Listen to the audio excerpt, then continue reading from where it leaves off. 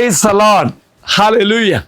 We have the letter of St. Paul to Colossians, chapter 3, verse 2. Set your minds on things above, not on earthly things.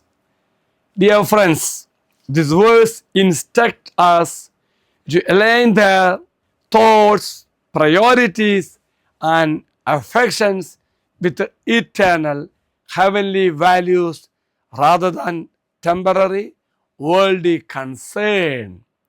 Dear friends, it calls for a conscious shift toward God's kingdom, emphasizing spiritual growth, love, and righteousness, instead of being consumed by worldly pursuit, anxieties, or sinful desires.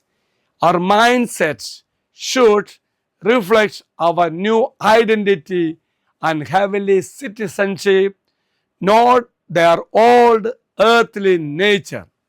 Things above versus earthly things. It refers to Christians' authority, spiritual wisdom, and eternal values. Earthly things refers to selfish ambition, anger, covetousness, and fleeting worldly pleasures. Thank you. The Lord be with you. May Almighty God bless you, Father, Son, and the Holy Spirit. Amen. Have a great day to everybody.